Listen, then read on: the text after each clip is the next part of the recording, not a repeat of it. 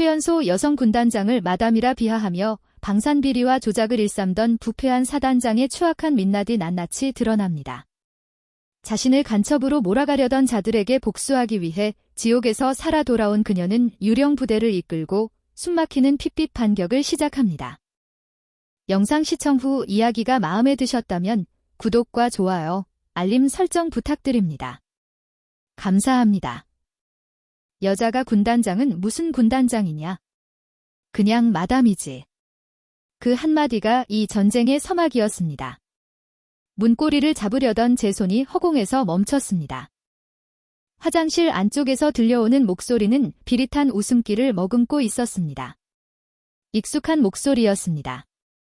육군사관학교 2년 후배이자 제22보병사단장인 강태준 소장의 목소리였습니다.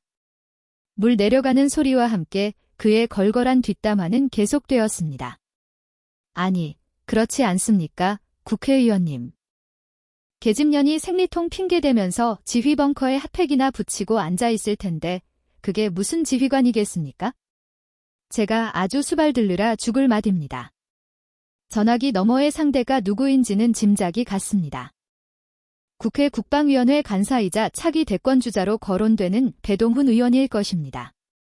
강태준은 군인이 아니라 장사꾼이었습니다. 그것도 아주 질 나쁜 장사꾼이었습니다. 저는 차가운 세면대 거울 속에 비친 제 얼굴을 바라보았습니다. 정복 어깨에 달린 별셋이 형광등 불빛을 받아 서늘하게 빛나고 있었습니다. 저는 대한민국 창군 이래 최초의 여성 군단장 한지원입니다. 정보사령부 북파공작관 시절부터 제 별명은 마녀였습니다. 피도 눈물도 없이 임무만 완수한다고 해서 붙여진 이름입니다. 그런 제가 고작 저런 시정잡배 같은 놈의 뒷담화에 상처받을 리 없었습니다. 다만 분노가 치밀어 올랐습니다. 저런 자가 최전방 사단장이라는 사실이 대한민국 안보의 구멍이라는 생각이 들었습니다. 저는 문을 열고 들어가는 대신 조용히 몸을 돌렸습니다. 화장실 앞에서 대기하던 전속 부관 박진호 대령이 저를 보고 놀란 눈치였습니다. 그는 제 표정만 보고도 무언가 심상치 않은 일이 벌어졌음을 직감한 듯 했습니다. 군단장님, 취임식장으로 이동하시겠습니까? 박 대령의 질문에 저는 고개를 저었습니다. 식장은 화려한 꽃과 레드카펫으로 장식되어 있을 것이고 번지르르한 축사가 오고 갈 것입니다. 강태준은 제 앞에서 언제 그랬냐는 듯 충성스러운 부하 연기를 하며 아부를 떨 것입니다. 상상만 해도 구역질이 났습니다. 헬기 돌려. 예. 알겠습니다. 어디로 모실까요? 22사단 56연대 추진포대. 그리고 거기서 제일 가까운 해안초소로 간다. 박진호 대령의 눈이 커졌습니다. 창밖에는 비바람이 몰아치고 있었습니다. 태풍급 강풍주의보가 발효된 날이었습니다. 군단장님, 지금 기상 상태가 매우 좋지 않습니다. 게다가 예고도 없는 방문이라 해당 부대에서 준비가 전혀 안 되어 있을 겁니다. 준비가 안 되어 있으니 가는 겁니다. 저런 날씨에 갑자기 쳐들어옵니까? 내가 갈 때까지 22사단장에게는 비밀로 합니다. 저는 망설임 없이 헬기장으로 걸음을 옮겼습니다. 빗줄기가 정복을 적셨지만 개의치 않았습니다. 로터가 돌아가는 굉음 속에서 조종사들이 당황한 표정으로 저를 바라보았습니다. 저는 말없이 뒷좌석에 올라타 안전벨트를 맸습니다. 제 눈빛을 읽은 조종사는 군말 없이 조종관을 잡았습니다. 헬기가 허공으로 솟구치자 강원도 고성의 험준한 산악 지형과 거친 동해 바다가 한눈에 들어왔습니다. 헬기 자체는 강풍의 종이배처럼 흔들렸습니다. 빗방울이 유리창을 때리는 소리가 마치 총성처럼 들렸습니다. 저는 아래를 내려다보았습니다. 칠흑 같은 어둠 속에 드문드문 박힌 초소의 불빛들이 보였습니다. 저곳에서 병사들이 이 비바람을 맞으며 떨고 있을 것입니다. 강태준 소장, 자네가 마담이라고 비웃던 이 여자가 자네의 목을 조르는 마녀가 될 걸세. 저는 속으로 되뇌이며 주먹을 꽉 쥐었습니다. 20분 후 헬기는 해안 절벽 끝에 위태롭게 자리 잡은 초소 연병장에 착륙을 시도했습니다. 강풍 때문에 헬기가 기우뚱거렸습니다. 조종사의 이마에 식은땀이 흐르는 게 보였습니다. 착륙 불가합니다. 회항해야 합니다. 조종사의 다급한 외침에 저는 헤드셋 마이크를 잡았습니다. 내려. 못 내리면 자네 군복 벗길 걸세. 제 서슬퍼런 명령에 조종사는 이를 악물고 헬기를 바닥에 내리꽂듯 착륙시켰습니다. 쿵 하는 충격과 함께 랜딩 기어가 땅에 닿았습니다. 문이 열리자마자 거센 바닷바람이 뺨을 후려쳤습니다. 위병소 근무를 서던 병사들이 헬기에서 내리는 저를 보고 넋이 나간 표정을 지었습니다. 별 3개가 박힌 성판을 단 군단장이 태풍을 뚫고 예고도 없이 들이닥쳤으니 그럴 만도 했습니다. 저는 병사들의 경례를 받는 둥 마는 둥 하고 곧장 상황실로 향했습니다. 녹슨 철문을 열고 들어간 상황실의 풍경은 가관이었습니다. 상황병들은 군복 상의를 풀어헤친 채 컵라면을 먹고 있었고 당직 사관은 의자에 다리를 올리고 졸고 있었습니다. 벽에 걸린 대형 모니터 속 열상 감시 장비 화면 절반은 신호 없음이라는 붉은 글씨가 떠 있었습니다. 전원, 동작 그만. 제 목소리는 크지 않았지만 상황실의 공기를 얼어붙게 만들기에는 충분했습니다. 졸고 있던 당직 사관이 벌떡 일어나다 의자와 함께 넘어졌습니다. 라면을 먹던 병사는 젓가락을 떨어뜨렸습니다. 군단장님. 당직 사관 중위입니다. 사색이 되어 말을 더듬는 그에게 저는 천천히 다가갔습니다. 라면 국물 냄새와 쾌쾌한 곰팡이 냄새가 코를 찔렀습니다. 자네가 이 초소의 책임자인가? 그렇습니다. 지금이 전시 상황이었다면 자네는 즉결 처형감이네. 적이 해안으로 침투하는데 지휘관이 자고 있고 감시 장비는 먹통이라니. 저는 모니터를 가리켰습니다. 12개의 화면 중 6개가 까맸습니다. 이거 왜 이래?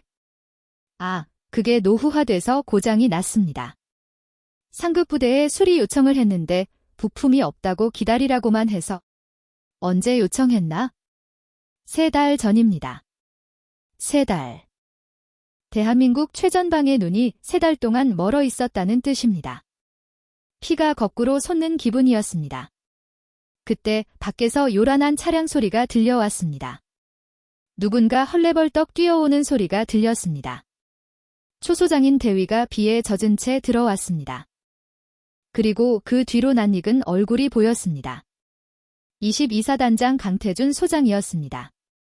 그는 취임식장에 가려다가 제 헬기 이동 소식을 듣고 급히 쫓아온 모양이었습니다. 그의 정복에서는 묘한 향수 냄새와 섞인 알코올 냄새가 났습니다. 술을 마시고 향수로 덮으려 한 것이 분명했습니다.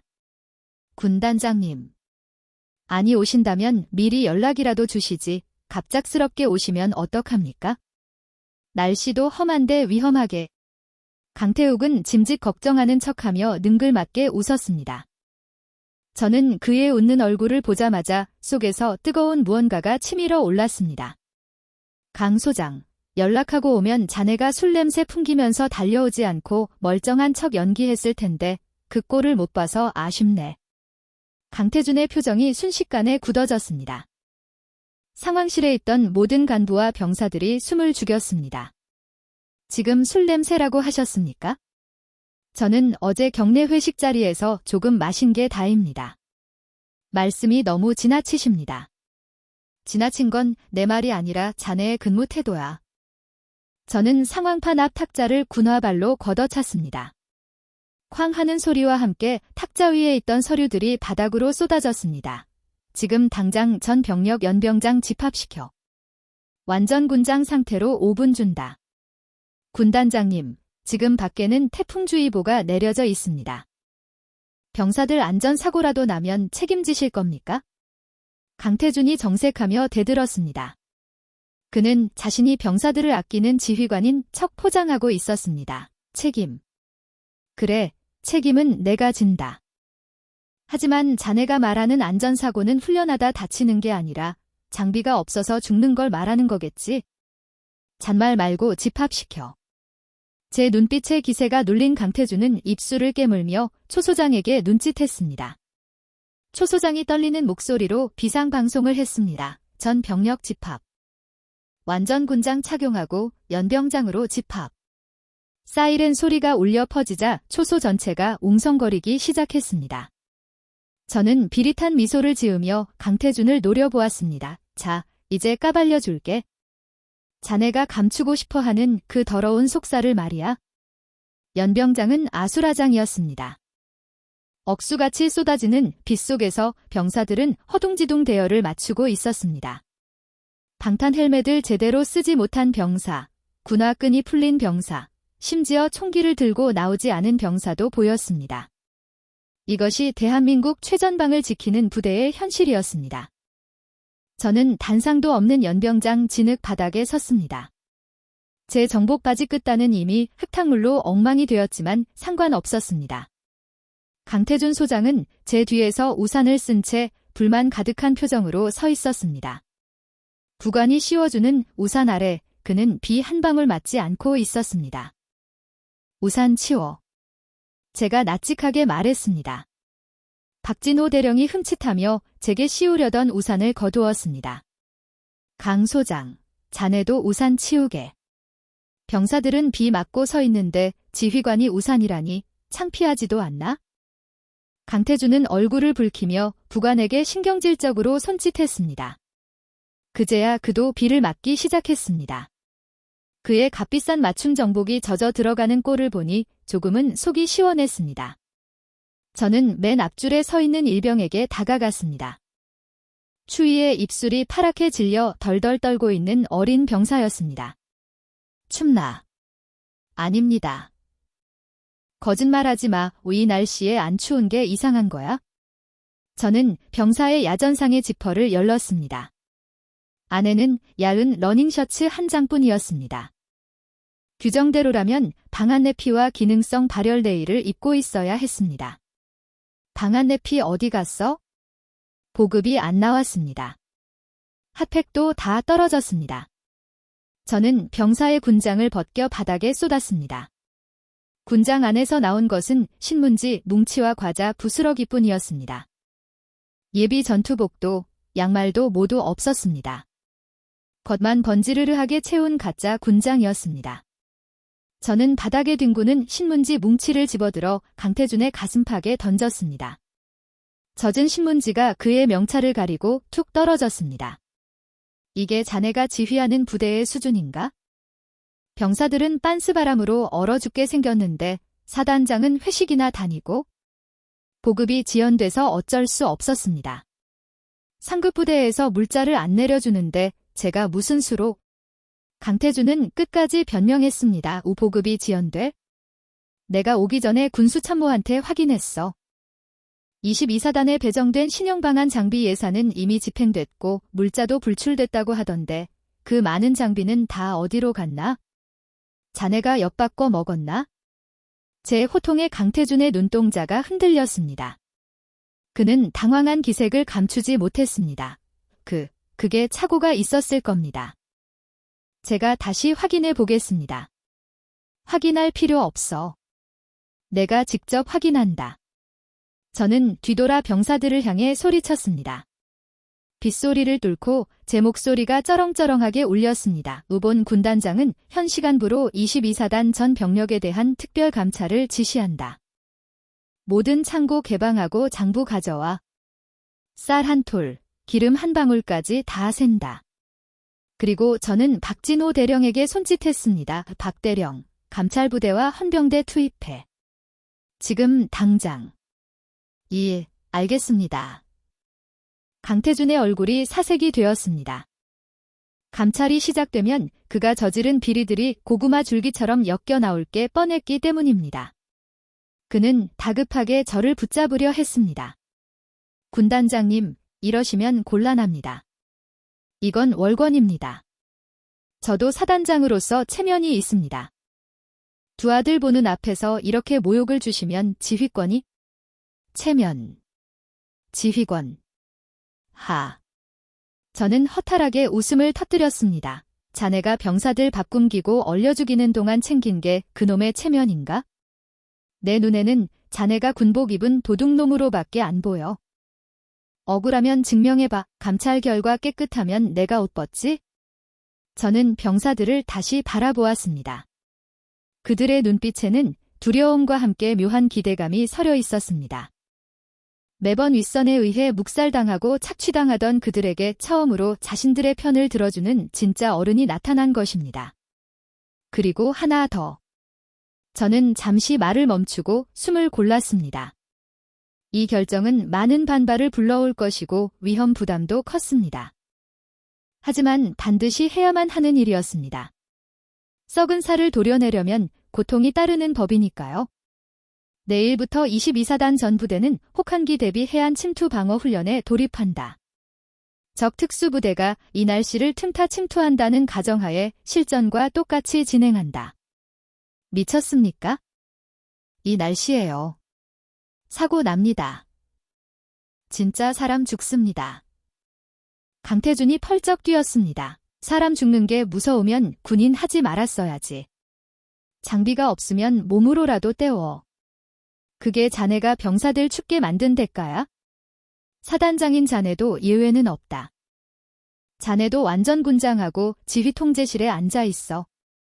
내가 지켜볼 테니까. 저는 말을 마치고 병사들에게 다가갔습니다. 그리고 제 정복 상의를 벗어 덜덜 떨고 있던 일병에게 덮어주었습니다.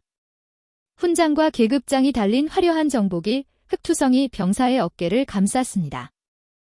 병사의 눈시울이 붉어졌습니다. 미안하다. 못난 지휘관들을 만나서 너희가 고생이 많다. 하지만 약속한다. 너희가 흘린 피와 땀 헛되지 않게 해주마. 나를 믿고 따라라. 충성. 병사가 울먹이며 경례를 붙였습니다. 그 뒤에 있던 다른 병사들의 눈빛도 달라져 있었습니다. 그것은 단순한 복종이 아니었습니다. 신뢰였습니다.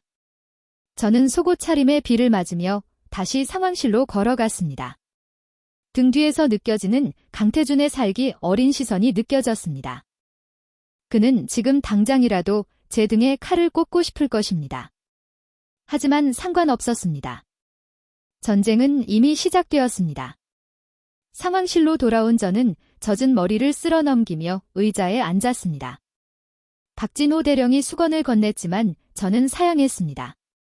박 대령, 작전 계획서 가져와. 그리고 정보참모에게 연락해서 22사단 구역 내 사각지대 현황 파악해서 보고하라고 해. 군단장님, 정말 괜찮으시겠습니까? 강 사단장이 가만히 있지 않을 겁니다. 그의 뒤에는 배동훈 의원이 있습니다. 정치적인 공격이 들어올 수도 있습니다. 박진호 대령이 걱정스러운 듯 물었습니다. 이 정치? 하라고 해. 나는 군인이야. 정치는 여의도 가서 하라고 하고 여기는 내 구역이야. 내 구역에서 내 새끼들 건드리는 놈은 그게 국회의원이든 대통령이든 가만 안 둬. 저는 책상 위에 놓인 지도를 뚫어지게 바라보았습니다. 지도 위에는 22사단이 지키는 해안선이 붉은색으로 표시되어 있었습니다. 뚫리면 대한민국 후방이 초토화되는 중요한 길목이었습니다. 그런데 이 길목을 지키는 문지기가 도둑놈이라니. 그때 제 눈에 이상한 점이 들어왔습니다. 지도상에는 암벽지대로 표시되어 경계 초소가 배치되지 않은 구역이 있었습니다. 사람의 힘으로는 도저히 오를 수 없는 절벽이라 감시 장비조차 설치하지 않았다는 설명이 붙어 있었습니다. 하지만 제 직감은 달랐습니다. 정보사 시절 북한군 정찰조 침투 경로를 분석할 때 가장 위험한 곳은 언제나 절대 불가능하다고 믿는 곳이었습니다. 여기. 제가 손가락으로 절벽 구간을 가리켰습니다. 여기에 수색대 투입해 레펠 훈련시킨다. 거기는 장비 없이는 접근이 불가능합니다. 게다가 지금 날씨에 레펠이라니요. 너무 위험합니다. 그러니까 하는 거야? 우리가 못 가면 적도 못 온다고 안심하고 있을 때 놈들은 거기로 온다. 22사단 수색대 대장 불러. 내가 직접 브리핑한다. 박진호 대령은 한숨을 쉬면서도 제 지시를 따랐습니다. 저는 창밖을 바라보았습니다. 폭풍우는 더욱 거세지고 있었습니다. 마치 앞으로 닥쳐올 시련을 예고하듯이 말입니다. 그 시각, 강태준은 자신의 집무실로 돌아가 어딘가로 전화를 걸고 있었습니다. 그의 목소리는 분노로 떨리고 있었습니다. 형님, 저 미친년이 일을 냈습니다. 감찰을 시작하겠답니다. 이러다가 우리 사업 다 들통납니다. 네, 알겠습니다. 이번 훈련 때 본때를 보여주겠습니다. 사고가 나면. 네, 아주 끔찍한 사고가 나면 그녀도 책임을 면치 못하겠죠. 크크크. 강태준의 비열한 웃음소리가 전화기 너머로 사라졌습니다. 그는 모르고 있었습니다. 자신이 판 함정에 자신이 걸려들게 될 줄은, 그리고 그 함정 속에서 피어나는 것은 저 한지원이라는 강철의 꽃임을 말입니다. 새벽 4시, 고성의 바다는 짐승처럼 울부짖고 있었습니다. 폭풍해일주의보가 발령된 동해안, 절벽위 22사단 수색대 병력 20명이 검은색 네펠 장비를 착용한 채 대기하고 있었습니다. 빗줄기는 여전히 따가울 정도로 쏟아졌고 병사들의 몸은 물먹은 솜처럼 무거웠습니다. 저는 절벽 끝에 서서 아래를 내려다보았습니다. 30m 아래 칠흑 같은 어둠 속에서 하얀 파도가 갯바위를 집어삼킬 듯 으르렁거리고 있었습니다. 한 번의 실수라도 용납되지 않는 지옥의 코스였습니다. 군단장님, 정말 진행하시겠습니까? 가시거리가 5m도 안 나옵니다. 바람도 너무 셉니다. 수색대 대장이 떨리는 목소리로 물었습니다. 그는 베테랑 특수전 요원이었지만 이런 날씨에 절벽 레펠은 자살행위나 다름없다고 생각하는 듯 했습니다. 적은 우리가 가장 힘들 때 온다. 오늘이 바로 그날이다. 저는 단호하게 대답하며 제 허리에 카라비너를 걸었습니다. 내가 선두에 선다. 대대장은 내 뒤를 따르고 1중대가 호한다. 나머지 병력은 절벽 하단 확보 후 즉시 경계태세로 전환한다. 군단장님이 직접 하십니까? 안 됩니다. 위험합니다. 박진호 대령과 참모들이 기겁하며 말렸습니다. 군단장이 최선봉에서 레펠을 타는 경우는 전무후무했습니다. 만약 사고라도 난다면 군단 전체가 마비될 수도 있었습니다. 지휘관이 못하는 걸 부하에게 시킬 순 없다. 나를 따르라. 저는 망설임 없이 절벽 끝으로 몸을 던졌습니다. 쉬. 로프와 하강기가 마찰하는 소리가 빗소리를 갈랐습니다. 허공에 몸이 뜨는 느낌과 함께 중력이 저를 잡아당겼습니다. 거센 바람이 제 몸을 절벽 벽면으로 패대기치려 했습니다. 저는 발로 벽을 강하게 차며 중심을 잡았습니다. 얼굴을 때리는 빗방울이 바늘처럼 따가웠지만 정신은 오히려 맑아졌습니다. 정보사 시절, 저는 북한의 해안 초소 뒤편 절벽을 맨손으로 기어오른 적이 있었습니다.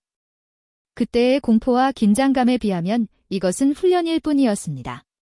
하강 완료. 제가 무전기로 알리자위에서 대기하던 대원들이 하나둘씩 내려오기 시작했습니다. 검은 그림자들이 절벽을 타고 내려오는 모습은 장관이었습니다. 하지만 그 시각, 절벽 위 덤불숲 속에는 수상한 그림자가 숨어 있었습니다. 강태준 소장의 사주를 받은 보급관 박 상사였습니다. 그는 어둠 속에서 날카로운 캠핑 라이플을 꺼내 들었습니다. 그의 목표는 병사들이 사용하는 메인 로프가 아니었습니다. 그것을 건드리면 대형 사고가 나서 감당할 수 없게 되니까요. 그의 목표는 3번 하강 지점의 보조 로프였습니다. 살짝만 흠집을 내어 하중을 받으면 자연스럽게 끊어지도록 만드는 것이 강태준의 지시였습니다. 죽지는 말고 다리 하나 정도만 부러져라.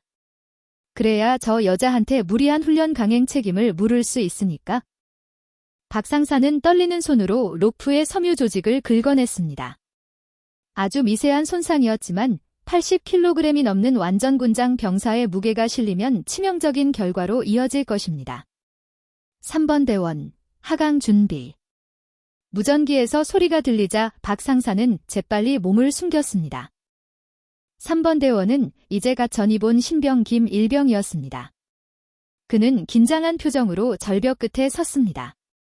하강. 김일병이 몸을 던졌습니다. 처음 5m는 순조로웠습니다.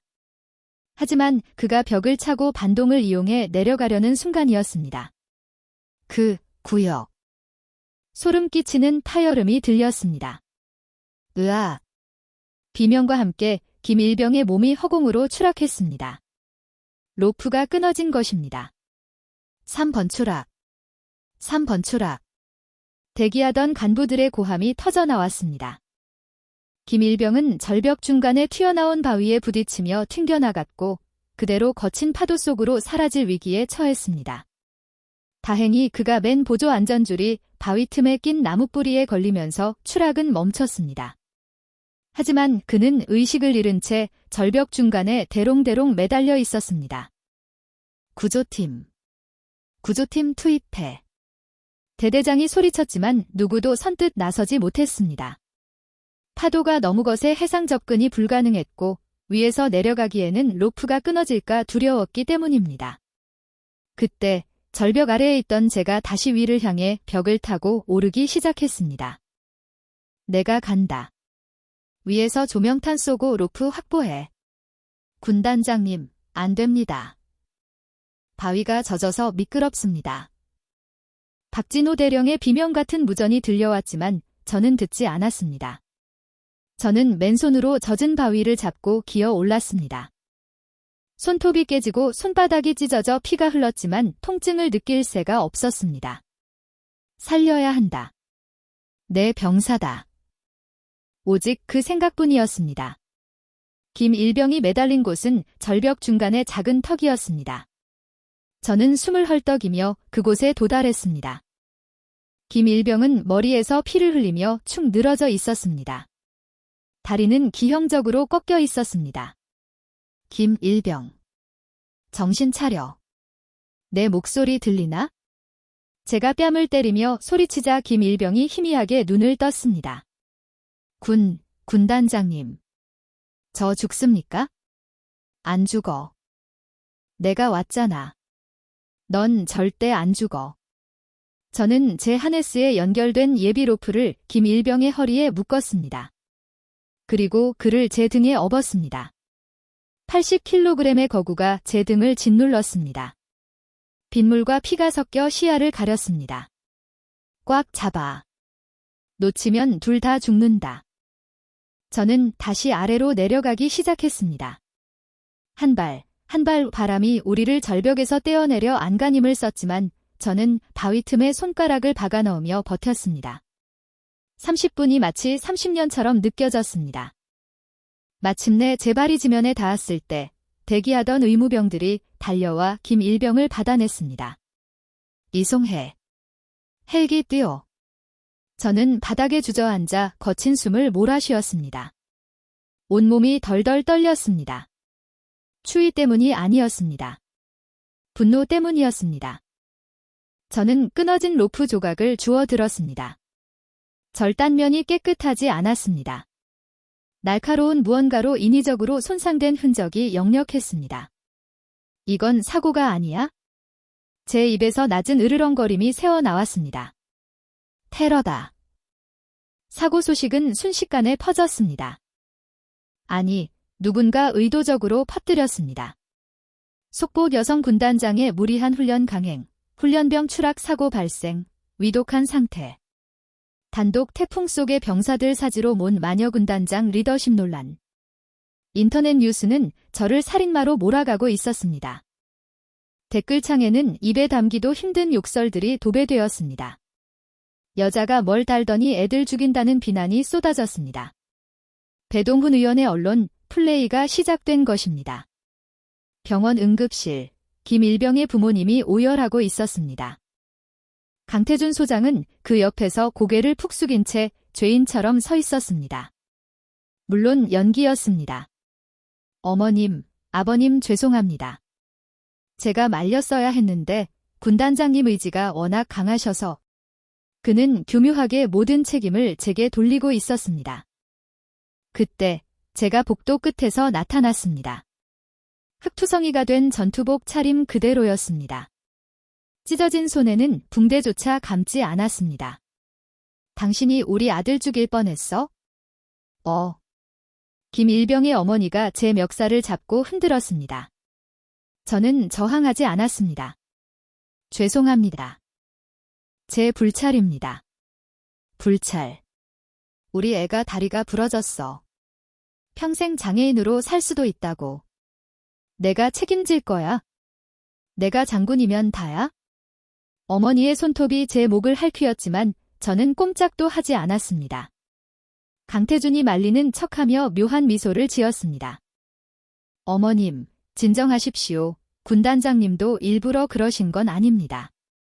다만 의욕이 좀 과하셔서. 강 소장, 닥쳐. 제가 차갑게 일갈하자 강태준이 흠칫 놀랐습니다. 어머님, 아드님은 제가 평생 책임지겠습니다. 그리고 약속드립니다. 아드님을 이렇게 만든 진짜 범인을 잡아서 반드시 어머님 앞에 무릎 꿇리겠습니다. 제 눈빛에 서린 살기를 느꼈는지 김일병의 어머니도 주춤하며 손을 놓았습니다. 저는 강태준을 노려보며 다가갔습니다. 자네, 로프가 왜 끊어졌는지 알고 있나? 아, 그게 낡아서 그런 거 아닙니까?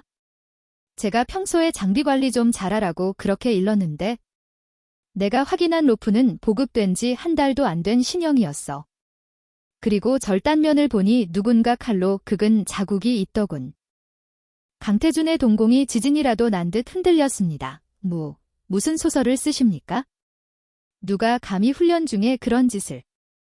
그러게 말이야. 누가 감히 내 부하 목숨을 가지고 장난질을 쳤을까? 내가 잡으면 그놈은 군법회의가 아니라 내 손에 죽을 거야. 저는 주머니에서 피 묻은 로프 조각을 꺼내 그의 눈앞에 들이밀었습니다. 이거 국과수에 감식 의뢰했다. 지문, DNA 다 나올 거야. 그리고 로프 납품업체도 전수조사 들어갔어. 이 로프만 멀쩡하지 인장 강도가 규격의 절반도 안 되는 불량품이더군. 강태준의 얼굴에서 핏기가 완전히 사라졌습니다. 로프를 훼손한 것은 박 상사였지만 불량 로프를 납품받아 차액을 챙긴 것은 강태준 본인이었기 때문입니다. 제가 2마리 토끼를 동시에 몰고 있다는 사실을 그는 미처 몰랐던 것입니다. 군단장님, 잠시 저랑 이야기 좀 하시죠. 여기서는 곤란하니 제 사무실로. 강태준이 억지 미소를 지으며 제 팔을 잡았습니다. 더러운 손 치워. 저는 그의 손을 뿌리쳤습니다. 자네랑 할 이야기 없어. 수사 결과 나오면 그때 이야기하지. 취조실에서. 저는 뒤도 돌아보지 않고 병원을 나섰습니다. 하지만 제 심장은 쿵쿵 뛰고 있었습니다. 저들에게 선전포고를 했으니 이제 저들은 수단과 방법을 가리지 않고 저를 제거하려 들 것입니다. 이것은 단순한 비리 수사가 아니라 생존 게임이었습니다. 군단 사령부로 복귀한 저는 곧바로 집무실 금고를 열었습니다. 그 안에는 제가 정보사 시절부터 모아온 비밀 파일들이 들어 있었습니다. 그중 하나, 프로젝트 고스트라고 적힌 폴더를 꺼냈습니다. 박진호 대령이 들어왔습니다. 군단장님, 국과수 결과가 나오려면 며칠 걸립니다. 그동안 여론이 더 악화될 텐데 괜찮으시겠습니까? 여론은 뒤집으면 돼. 중요한 건 팩트야. 박 대령, 자네가 할 일이 있어? 말씀하십시오. 오늘 밤 22사단 군수처장 관사 압수수색 들어간다. 영장 필요 없어. 긴급 체포야. 놈이 증거 인멸하기 전에 덮쳐. 하지만 군수처장은 강 사단장의 신복입니다. 건드리면 후폭풍이. 그러니까 건드리는 거야? 가장 약한 고리부터 끊어내야 몸통이 흔들리니까. 박 대령, 자네, 나 믿나? 박진호 대령은 잠시 망설이다가 대답했습니다. 믿습니다. 군단장님. 그럼 가서 물어와.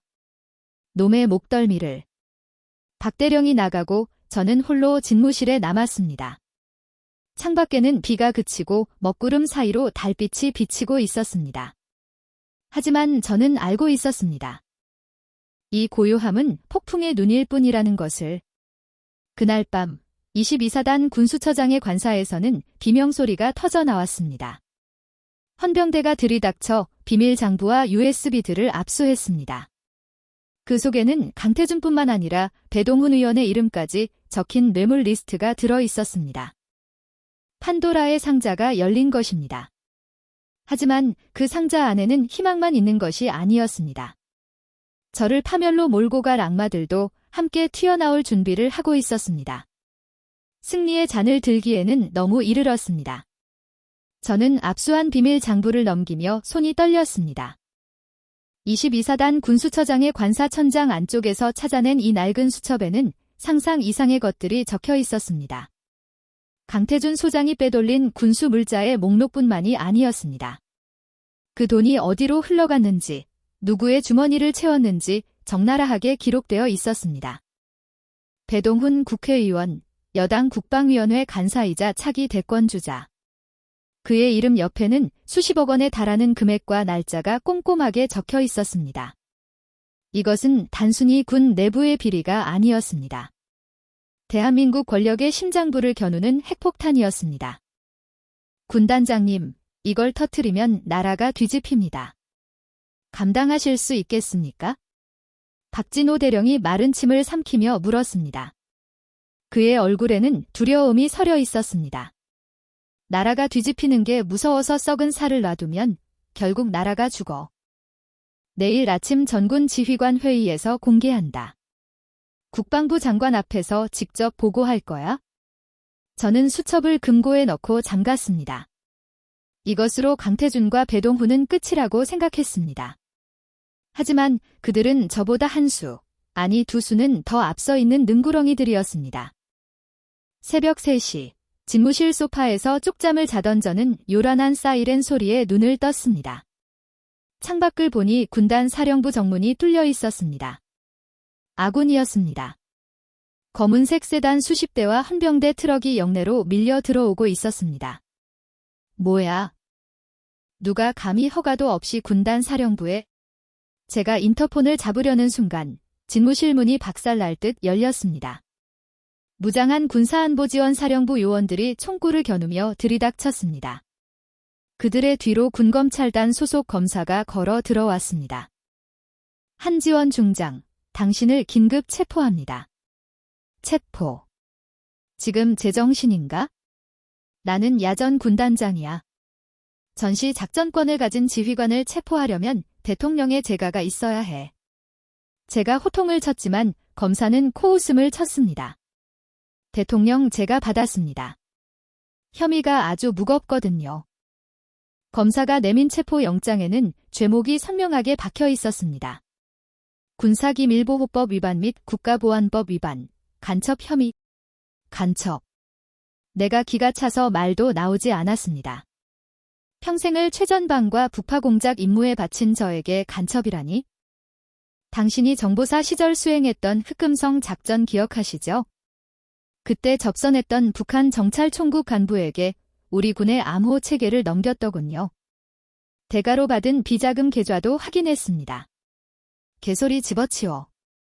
그건 승인된 역공작 작전이었어. 상부의 지시로 가짜 정보를 넘기고 놈들의 휴민트 명단을 받아온 거라고. 글쎄요. 당신이 작성한 작전 일지에는 진짜 암호를 넘긴 걸로 되어 있던데. 그리고 당신 여동생 계좌로 입금된 50만 달러는 어떻게 설명할 겁니까? 머릿속이 하얗게 변했습니다. 그들이 제 과거 작전 기록을 조작한 것입니다. 게다가 민간인 제 여동생까지 끌어들여 계좌를 조작했다니? 이것은 저 하나 죽이자고 만든 판이 아니었습니다. 제 존재 자체를 지워버리려는 거대한 공작이었습니다. 이게 무슨... 나는 결백해. 증거 가져와. 요원들이 제 팔을 꺾어 수갑을 채웠습니다. 차가운 금속의 감촉이 손목을 파고들었습니다. 저는 발버둥 쳤지만 장정 4명의 힘을 당해낼 수는 없었습니다. 증거는 당신 컴퓨터와 금고 안에 가득하던데. 검사가 눈짓하자 요원들이 제 금고를 강제로 열었습니다. 그런데 그 안에서 나온 것은 제가 넣어둔 비리 장부가 아니었습니다. 붉은색 표지의 난수표와 북한군 지령문이었습니다. 이거 봐, 빼박이네. 대한민국 군단장이 북한 지령을 받고 있었다니 참 무서운 세상이야. 함정이야. 네, 놈들이 바꿔치기 했지. 그 안에 있던 비리 장부 내놔. 비리 장부라뇨. 그런 건 처음부터 없었습니다. 망상은 조사실 가서 하시죠. 검사는 비열하게 웃으며 제 어깨에 꽂혀있던 계급장을 거칠게 뜯어냈습니다. 별 3개가 바닥에 떨어져 뒹굴었습니다. 제 명예도, 제 인생도 저 바닥에 쇠부스러기처럼 내동댕이 쳐졌습니다.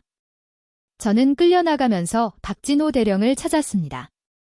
하지만 그는 보이지 않았습니다.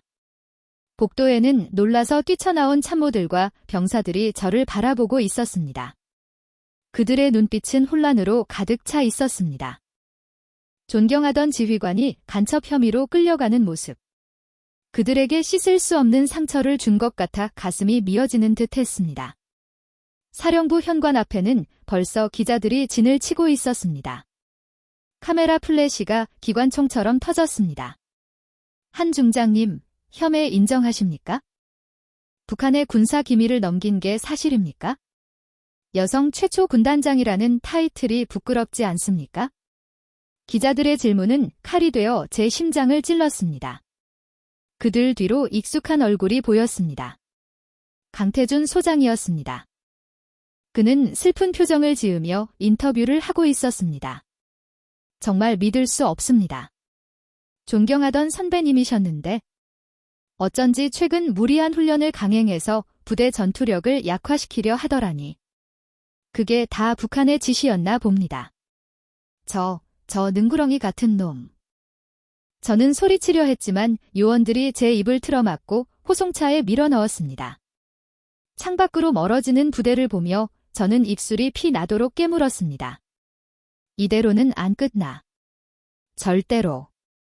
서울로 향하는 호송차 안은 숨막힐 듯 고요했습니다.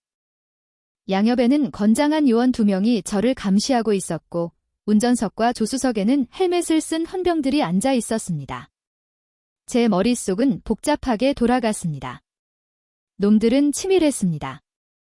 제 과거 작전 기록을 열람하고 수정할 수 있는 권한을 가진 자, 국방정보본부나 안보지원사령부의 고위층까지 매수되었다는 뜻이었습니다. 대동훈의 힘이 이 정도일 줄은 몰랐습니다. 저는 서울 남영동 대공분실 아니면 군 교도소로 갈 것이라 예상했습니다. 하지만 차는 고속도로를 타지 않고 한적한 국도로 들어섰습니다. 가로등도 없는 칠흑 같은 산길이었습니다. 어디로 가는 거지? 서울 방향이 아닌데. 제가 묻자 조수석에 앉은 헌병이 뒤를 돌아보았습니다. 헬멧 바이저 너머로 보이는 눈빛이 섬뜩했습니다. 조용한 곳으로 모시라는 지시입니다. 거기서 편안하게 보내드리겠습니다. 편안하게. 그 말의 의미를 깨닫는 순간 등골이 오싹해졌습니다. 놈들은 저를 재판정에 세울 생각이 없었습니다.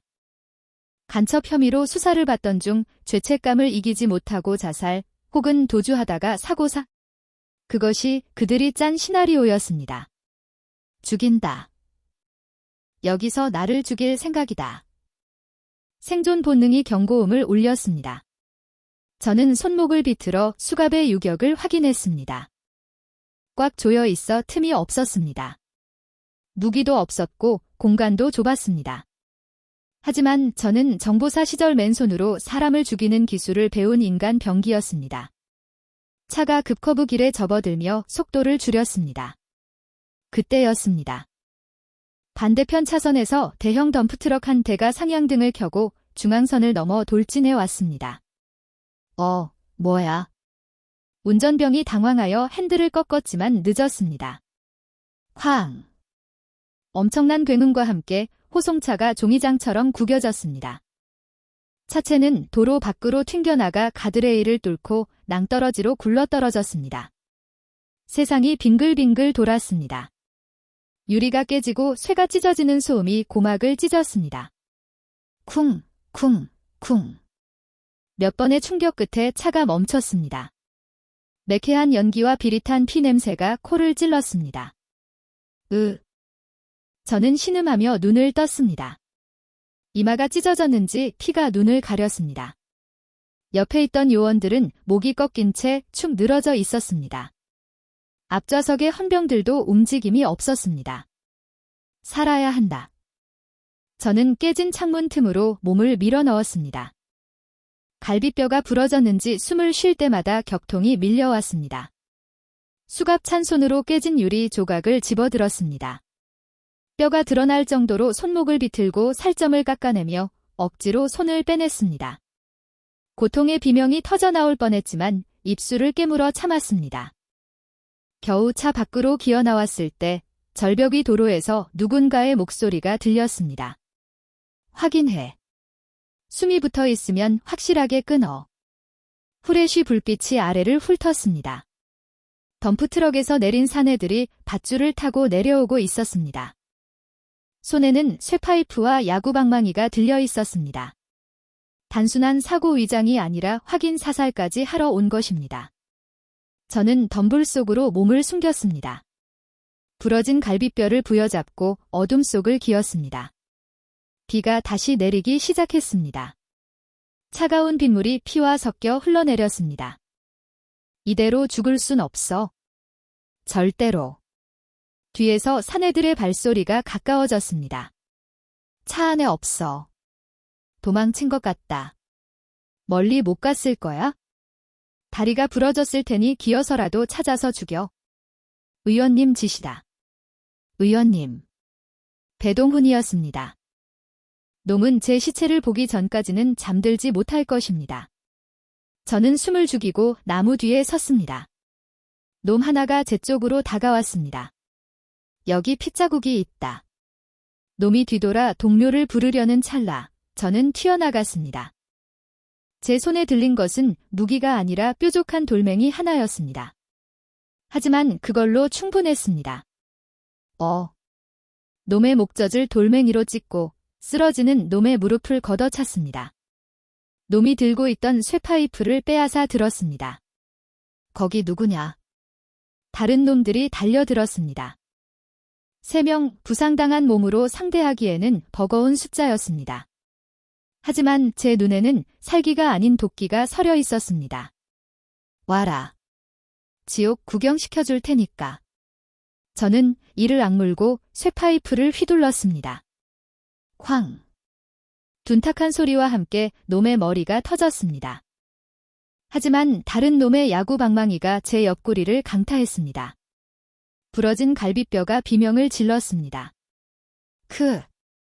제가 무릎을 꿇자 놈들이 짐승처럼 달려들었습니다.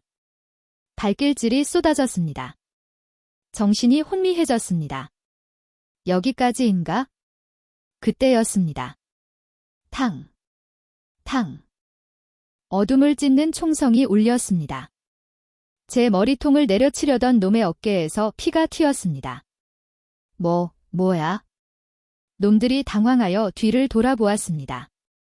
빗줄기 너머 숲속에서 검은 우비를 입은 그림자들이 나타났습니다. 그들은 능숙한 솜씨로 놈들을 제압했습니다. 군더더기 없는 동작, 급소만 노리는 타격. 정보사 요원들이었습니다. 그림자 하나가 제게 다가와 무릎을 꿇었습니다. 후드를 벗자 익숙한 얼굴이 드러났습니다. 제 정보사 시절 부관이자 제대 후 민간군사기업을 운영하던 박태수였습니다. 대장님. 늦어서 죄송합니다. 태수야. 어떻게? 뉴스를 봤습니다. 대장님이 간첩이라니? 지나가던 개도 웃을 일 아닙니까? 뭔가 잘못됐다 싶어서 대장님 위치 추적했습니다. 옛날에 심어놓은 비상 발신기 아직 안 떼셨죠? 저는 제 군화 뒤축을 만졌습니다. 아주 오래전 북파 공작을 나갈 때 혹시 몰라 심어두었던 마이크로 칩이 떠올랐습니다. 살았군. 긴장이 풀리자 의식이 끊어질 듯 아물거렸습니다. 박태수가 저를 업었습니다. 가시죠. 안전한 곳으로 모시겠습니다. 반격 준비하셔야죠. 저는 박태수의 등에 엎여 빗속을 빠져나갔습니다. 벼랑 아래 불타는 호송차를 뒤로 하고 저는 어둠 속으로 사라졌습니다. 세상은 한지원 중장이 사고로 죽었다고 믿겠지만 저는 다시 돌아올 것입니다. 더 지독하고 더 잔인한 악마가 되어서. 눈을 떴을 때는 낯선 천장이 보였습니다. 습하고 퀴퀴한 기름 냄새, 희미한 백열전구 하나가 위태롭게 흔들리고 있었습니다. 몸을 일으키려 했지만 갈비뼈 부근에서 날카로운 통증이 전해져 신음이 새어나왔습니다. 움직이지 마십시오. 갈비뼈 2개가 나갔고 자상은 열 바늘이나 꿰맸습니다. 박태수가 다가와 제 어깨를 눌렀습니다. 그는 물수건으로 제 이마에 식은 땀을 닦아주었습니다. 여기가 어디야? 강원도 인제 산속에 있는 폐광입니다. 제가 유사시에 쓰려고 마련해둔 안전가옥입니다. 놈들은 대장님이 죽었다고 믿고 있습니다. 박태수가 켠 낡은 텔레비전 화면에는 뉴스 속보가 흘러나오고 있었습니다. 속보 간첩 혐의 한지원 중장, 이송 도중 차량 전복 사고로 사망 추정. 시신은 급류에 휩쓸려 수색난항. 화면 속 앵커는 침통한 표정을 짓고 있었지만 그 뒤로 보이는 자료 화면에는 제 얼굴에 붉은색 X 표시가 그어져 있었습니다. 배동훈 일당은 저를 완벽하게 지워버렸습니다. 죽은 사람은 말이 없으니 모든 죄를 뒤집어 씌우기에 이보다 더 좋은 결말은 없었겠지요. 잘 됐군.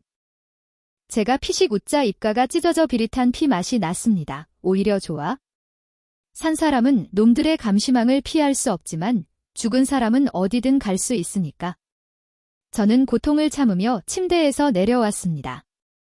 비틀거리는 저를 박태수가 부축하려 했지만 손을 들어 제지했습니다. 스스로 서야 했습니다. 그래야 싸울 수 있습니다. 애들은 와 있습니다. 대장님 호출만 기다리고 있었습니다. 박태수가 철문을 열자 창고 안쪽 어둠 속에서 4명의 사내가 걸어 나왔습니다. 모두 제가 정보사령부 특수임무대장 시절 거느렸던 팀원들이었습니다. 제대 후 회사에 적응하지 못하고 일용직이나 경호원을 전전하던 하지만 살인 기술만큼은 대한민국 최고인 녀석들. 충성. 대장님, 살아 계실 줄 알았습니다. 저격수였던 이정훈이 굵은 눈물을 훔치며 경례했습니다.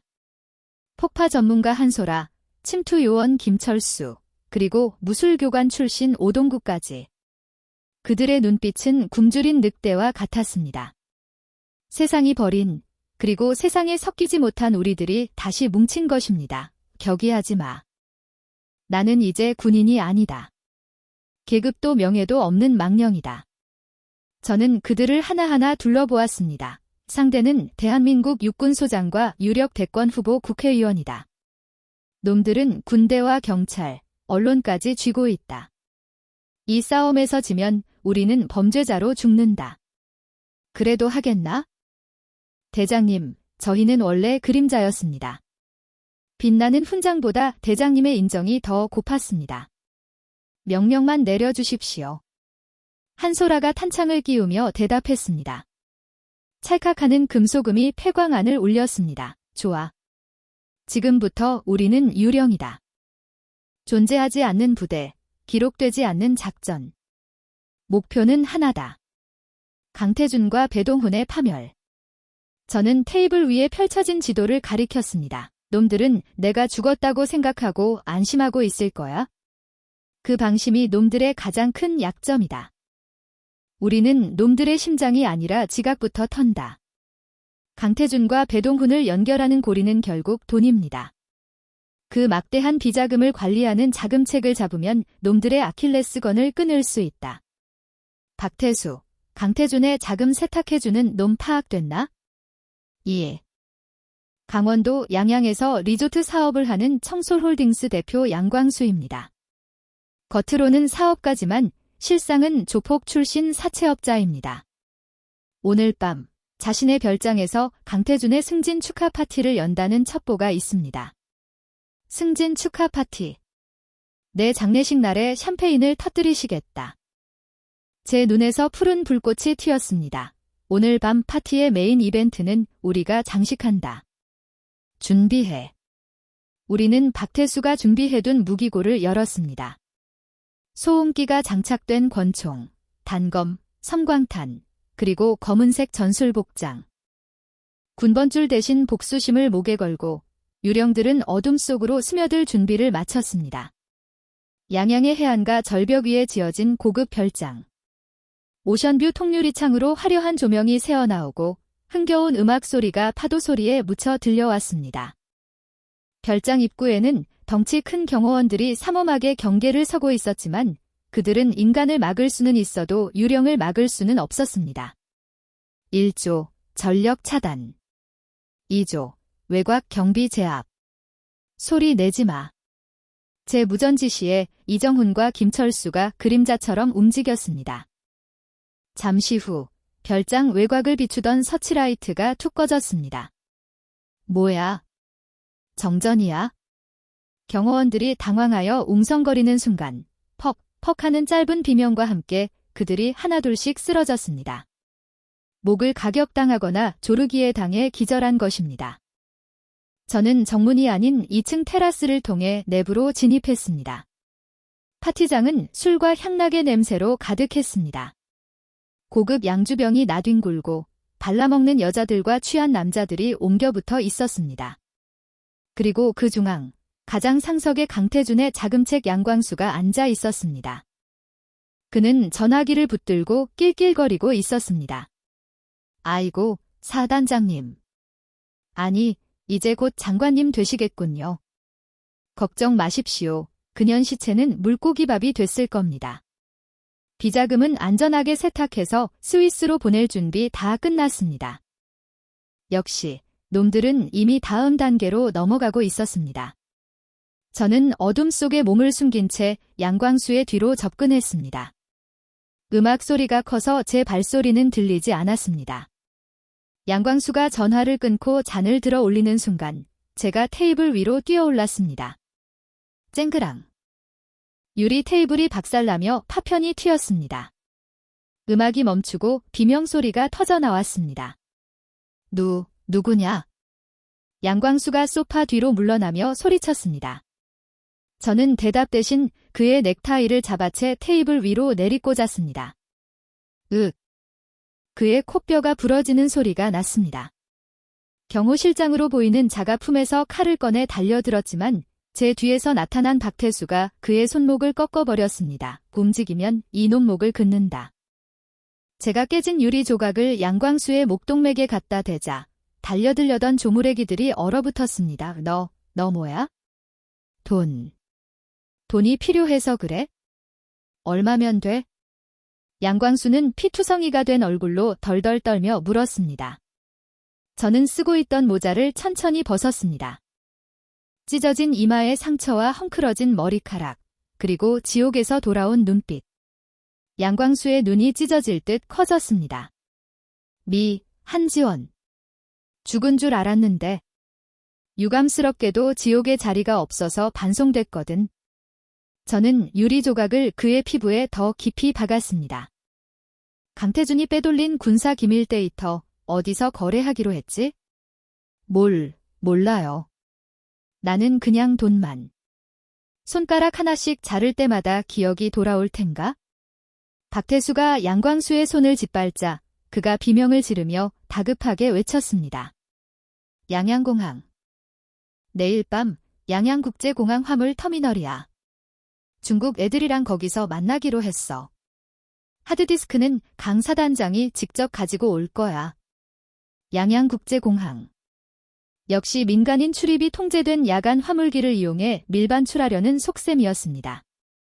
시간은 밤 11시. 제발 살려줘요. 원하던 정보는 얻었습니다. 저는 양광수의 휴대폰을 집어들었습니다. 최근 통화 목록에 한번 강태준 소장. 저는 통화 버튼을 눌렀습니다. 신호음이 2번 가고 강태준의 목소리가 들렸습니다. 양 대표? 처리는 잘 됐나? 저는 잠시 침묵하다가 입을 열었습니다. 철 좀 들어라. 글쎄, 아직 덜 된 것 같은데? 전화기 너머로 숨을 들이키는 소리가 들렸습니다. 긴 침묵이 흘렀습니다. 누구냐? 오랜만이네. 강 소장, 승진 축하해. 근데 어쩌나 축하 파티에 내가 불청객으로 와버려서. 한지원. 너 살아있어? 어떻게? 그의 목소리가 공포로 떨리고 있었습니다. 기대해. 내일 밤 양양공항. 내가 팔아먹으려는 그 기밀, 그리고 내 목숨, 내가 접수하러 갈 테니까. 이 미친년이. 거기가 어딘데 감히. 얘야, 경비병 불러. 저는 대답 없이 전화를 끊고 휴대폰을 양주잔에 던져버렸습니다. 철수해. 경찰 사이렌 소리가 멀리서 들려오고 있었습니다. 우리는 연막탄을 터뜨리고 혼란을 틈타 어둠 속으로 사라졌습니다. 별장을 빠져나와 차에 오르자 빗줄기가 다시 굵어졌습니다. 내일 밤 양양공항. 그곳이 최후의 결전지가 될 것입니다. 그리고 그곳에서 저는 놈들이 상상조차 하지 못한 덫을 놓을 것입니다. 박진호 대령에게 연락해. 제가 박태수에게 지시했습니다. 예. 박 대령님은 지금 헌병대 감시를 받고 계실 텐데요. 알아. 그러니까 연락하는 거야? 저는 창밖의 어둠을 응시하며 차갑게 미소 지었습니다. 이제 체스판을 뒤집을 시간이야. 밤 11시, 양양국제공항 화물터미널은 폭풍우 속에 고립된 섬 같았습니다. 비행기 이착륙이 금지된 늦은 시각이었지만 활주로 구석의 3번 경납고에는 불이 켜져 있었습니다. 저는 경납고가 내려다 보이는 관제탑 외벽 비상계단에 엎드려 있었습니다. 빗물이 스코프를 타고 흘러내렸지만 제 시야는 흔들리지 않았습니다. 스코프 렌즈 너머로 검은색 승합차 3대가 경납고 안으로 들어가는 모습이 보였습니다. 목표 확인. 강태준이다. 무전기를 통해 박태수에게 알렸습니다. 승합차에서 내린 강태준은 우산을 쓴 채 주변을 두리번거렸습니다. 그의 손에는 검은색 서류 가방이 들려 있었습니다. 저 가방 안에 대한민국 동해안 방어망을 무력화시킬 수 있는 기밀 데이터가 들어있을 것입니다. 곧이어 반대편에서 중국 번호판을 단 컨테이너 트럭이 들어왔습니다. 트럭에서 내린 사내들은 한눈에 봐도 거친 용병들이었습니다. 그들의 리더로 보이는 남자가 강태준에게 다가가 악수를 청했습니다. 물건은 확실한가? 리더가 어눌한 한국어로 묻는 소리가 도청 마이크를 통해 제 이어폰에 꽂혔습니다. 확실해. 이 하드디스크 하나면 동해안 해안포 위치랑 레이더 사각지대가 다 뚫려. 약속한 잔금이나 내놔. 강태준이 가방을 내밀었습니다. 그 순간 제 심장이 빠르게 뛰기 시작했습니다. 저 거래가 성사되면 대한민국 안보는 끝장입니다. 그리고 제 복수도 물거품이 됩니다. 진입해. 제 명령이 떨어지자마자 이정훈이 변전실 전원을 내렸습니다. 파스. 경납고의 거대한 조명들이 일제히 꺼졌습니다. 칠흑 같은 어둠이 찾아왔습니다. 당황한 용병들이 고함을 지르며 플래시를 켜려는 순간 미리 잠입해 있던 한소라가 연막탄을 터뜨렸습니다. 푸슝. 칙칙한 연기가 경납고를 가득 채웠습니다. 혼란의 도화선이었습니다. 습격이다. 용병들이 허공을 향해 무차별 사격을 가했습니다. 총구 화염이 번쩍일 때마다 연기 속에서 비명 소리가 터져 나왔습니다. 하지만 그 비명은 우리 팀의 것이 아니었습니다. 어둠은 유령들의 가장 강력한 무기였습니다. 김철수와 오동국이 야간 투시경을 쓴 채 연기 속을 누비며 용병들을 하나씩 제압했습니다. 저는 옥상에서 와이어를 타고 내려와 바닥으로 뛰어내렸습니다. 제 목표는 단 하나, 강태준이었습니다. 강태준은 가방을 끌어안고 승합차 뒤로 기어가고 있었습니다. 공포에 질려 다리가 풀린 모양이었습니다. 어딜 가시나, 사단장님. 제가 그의 앞을 막아서자 강태준이 기겁하며 뒤로 넘어졌습니다. 한지원. 너 진짜 귀신이냐? 말했잖아. 지옥에서 반송됐다고. 강태준이 품에서 권총을 꺼내려 했지만 제가 더 빨랐습니다. 저는 군화발로 그의 손목을 걷어찼습니다. 총이 멀리 날아갔습니다. 저는 그의 멱살을 잡고 승합차 보닛 위로 처박았습니다. 가방 내놔. 이거 못 줘. 이거 없으면 나 죽어. 배 의원님이 날 죽일 거야. 이걸 넘기면 내가 죽는 게 아니라 나라가 죽어. 군인이란 놈이 창피하지도 않나? 저는 그의 손에서 가방을 억지로 빼앗아 챘습니다. 가방을 열자 암호화된 하드디스크가 보였습니다. 이것만 있으면 강태준과 배동훈을 한 방에 보낼 수 있었습니다. 그때였습니다. 움직이지 마. 차가운 금속성이 제 뒤통수에 닿았습니다. 저는 동작을 멈췄습니다. 연기가 거치면서 상황이 파악되었습니다. 제 팀원들은 이미 용병들을 모두 제압하고 바닥에 눕혀놓은 상태였습니다. 그런데 왜 총구가 내 머리를 겨누고 있는가? 저는 천천히 고개를 돌렸습니다. 그리고 제 눈을 의심했습니다. 총을 들고 있는 것은 용병이 아니었습니다. 대한민국 육군 헌병대였습니다. 경납고 밖에서 수십 대의 헌병 차량과 장갑차가 라이트를 켜고 들이닥쳤습니다. 눈이 멀 것 같은 강렬한 빛이 쏟아졌습니다. 포위됐다. 무기를 버리고 투항하라. 확성기 소리가 울려 퍼졌습니다. 함정이었습니다. 강태준이 파놓은 함정이 아니라 더 큰 누군가가 쳐놓은 거미줄에 걸려든 것입니다. 하하하. 그러게 내가 말했잖아. 너는 끝났다고. 바닥에 나뒹굴던 강태준이 비틀거리며 일어났습니다. 그는 피 묻은 입술을 닦으며 광기 어린 웃음을 터뜨렸습니다. 한지원, 넌 너무 순진해. 내가 진짜로 무방비 상태로 왔을 것 같아.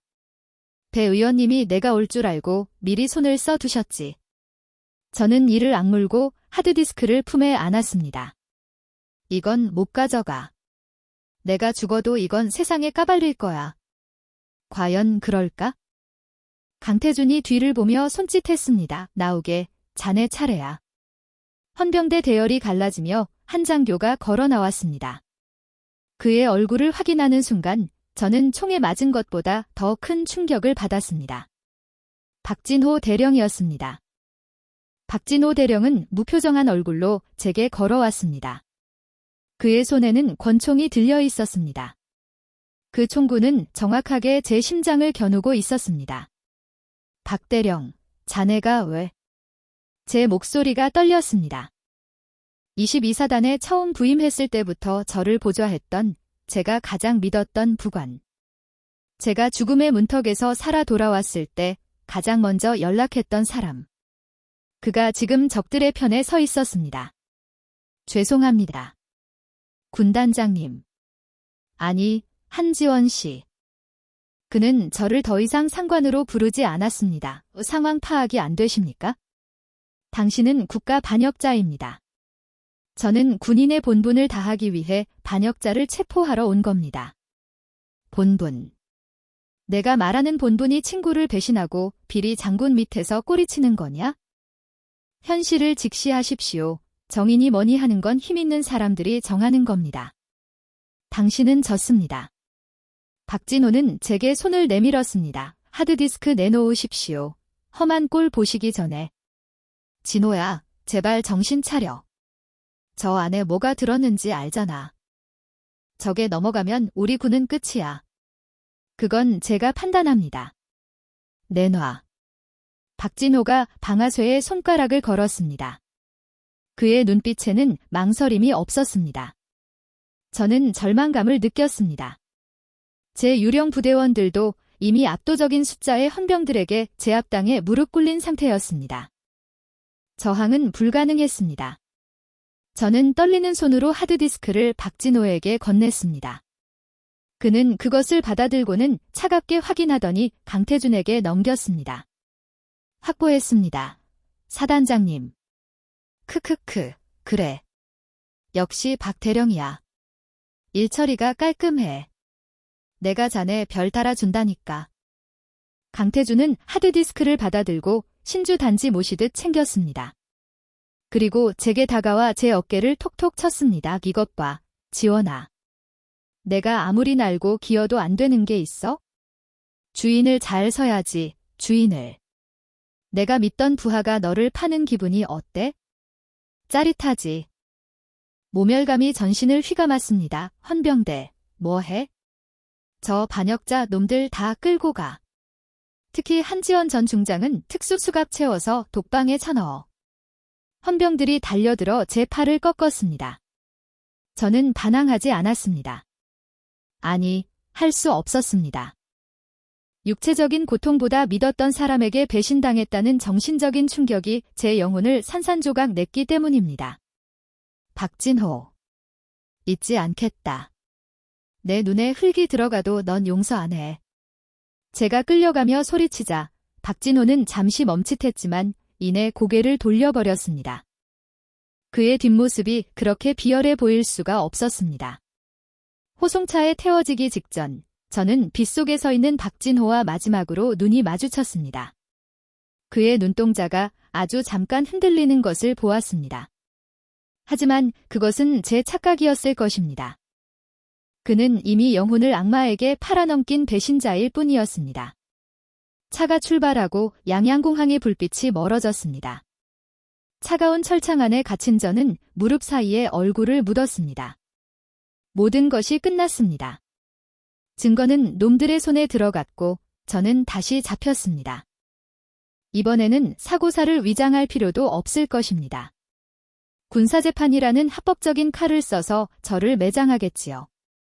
배동훈 의원과 강태준 소장은 축배를 들 것입니다. 박진호는 그 대가로 승승장구하겠지요. 정의는 패배했고 악은 승리했습니다. 하지만 어둠 속에서 고개를 든 제 입가에는 아무도 보지 못한 희미한 미소가 걸려 있었습니다. 강태준, 그리고 배동훈. 너희는 하나만 알고 둘은 모르는구나. 배신은 가장 날카로운 칼이지만 그 칼자루를 누가 쥐고 있느냐에 따라 결과는 달라지는 법이지. 차가운 수갑이 손목을 파고들었지만 저는 더 이상 아프지 않았습니다. 이제 진짜 연극이 시작될 차례였으니까요. 국방부 보통군사법원의 공기는 납처럼 무거웠습니다. 방청석은 기자들과 군 관계자들로 발 디딜 틈 없이 꽉 차 있었습니다. 쏟아지는 카메라 플래시 세례가 마치 저를 처형하려는 총구의 불빛처럼 느껴졌습니다. 저는 피고인석에 앉아 있었습니다. 계급장이 뜯겨나간 낡은 수의를 입고 양손에는 수갑이 채워진 채였습니다. 며칠간 이어진 강도 높은 취조로 제 몸은 만신창이가 되어 있었지만 허리만은 꼿꼿하게 세우고 있었습니다. 그것이 군인으로서 제가 지킬 수 있는 마지막 자존심이었기 때문입니다. 재판장이 법정을 두드리는 소리가 장내의 소음을 갈랐습니다. 지금부터 피고인 한지원에 대한 군사기밀보호법 위반 및 내란 음모 혐의에 대한 결심 공판을 시작한다. 군검찰단 소속 검사가 자리에서 일어났습니다. 그는 승리를 확신하는 듯 여유만만한 표정으로 저를 손가락질했습니다. 존경하는 재판장님.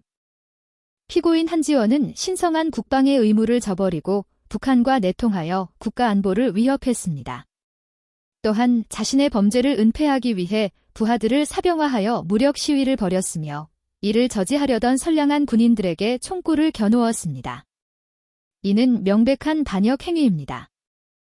검사는 격앙된 목소리로 구형했습니다. 이에 검찰은 피고인 한지원에게 사형을 구형합니다. 방청석에서 웅성거리는 소리가 파도처럼 일었습니다. 사형. 대한민국 군사재판 역사상 장성급 지휘관에게 사형이 구형된 것은 전례가 없는 일이었습니다. 하지만 저는 눈 하나 깜빡하지 않았습니다. 이미 각오한 바였습니다. 변호인, 최후 변론하십시오. 국선 변호인이 자리에서 일어났지만 그는 종이장만 만지작거릴 뿐 제대로 된 변론을 하지 못했습니다. 이미 윗선에서 압력이 들어왔거나 포기한 것이 분명했습니다. 피고인은 혐의를 부인하고 있습니다만 정황 증거가 너무나 명확하여 변호인의 말끝이 흐려지자 방청석 맨 앞줄에 앉아있던 강태준 소장이 혀를 차는 소리가 들렸습니다. 그는 말끔한 정복 차림으로 앉아 슬픈 표정을 연기하고 있었습니다. 그 옆에는 배동훈 의원이 근엄한 표정으로 팔짱을 끼고 있었습니다. 두 사람은 가끔 눈빛을 교환하며 미묘한 웃음을 흘렸습니다. 그들은 완벽하게 승리했다고 믿고 있었습니다. 제가 죽으려던 함정에서 기어나와 발버둥 쳤지만 결국 그들의 손바닥 아니었다고 비웃고 있을 것입니다. 증인 신문을 시작합니다. 증인 입장하십시오. 재판장의 말에 법정 문이 열리고 한 남자가 들어왔습니다. 정복을 단정하게 차려입은 박진호 대령이었습니다. 방청석의 시선이 그에게 쏠렸습니다. 그는 반역자를 체포한 영웅 대접을 받고 있었습니다. 박진호는 증인석에 앉아 선서했습니다. 증인 박진호, 양심에 따라 숨김과 보탬 없이 사실 그대로 말하고 만일 거짓말이 있으면 위증의 벌을 받기로 맹세합니다. 검사가 그에게 다가갔습니다. 증인, 양양공항에서 피고인을 체포할 당시 상황을 설명해 주십시오. 네, 당시 피고인은 중국 범죄 조직과 접선하여 군사 기밀이 담긴 하드디스크를 넘기려 하고 있었습니다. 현장을 급습하여 피고인을 제압하고 해당 하드디스크를 확보했습니다. 그 하드디스크가 바로 이것입니까? 검사가 증거물 봉투에 담긴 검은색 외장 하드디스크를 들어 보였습니다.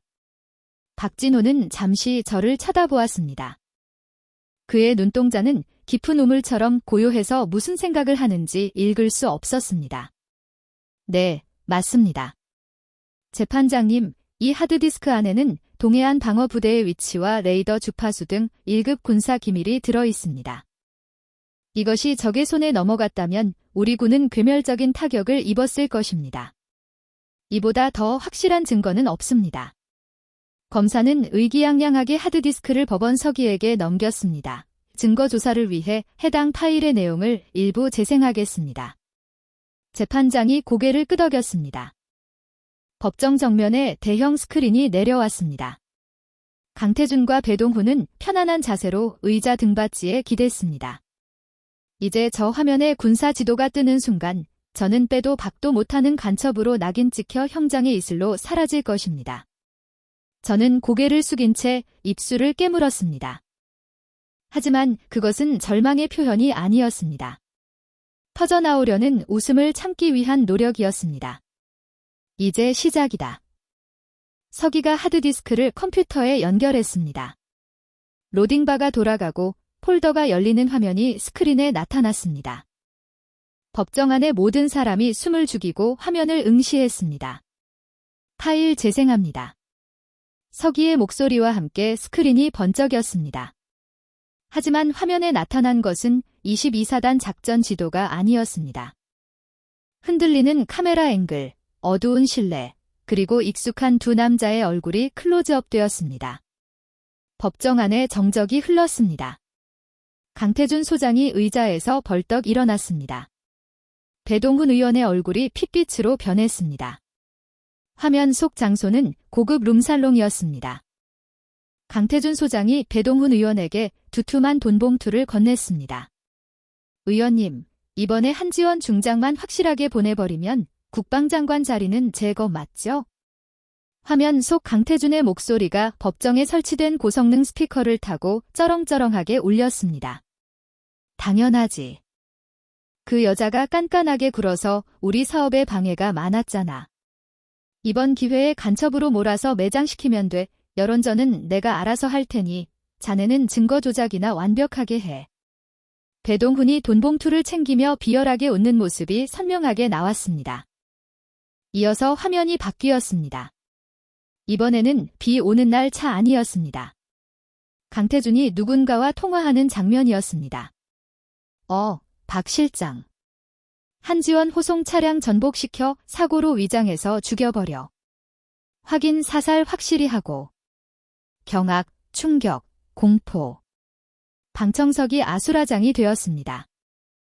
기자들은 미친 듯이 셔터를 눌러댔고 방청하던 군인들은 입을 다물지 못했습니다. 이건 뭐야? 꺼. 당장 꺼. 강태준이 발작하듯 소리치며 스크린 쪽으로 달려나가려 했습니다. 헌병들이 그를 제지했습니다.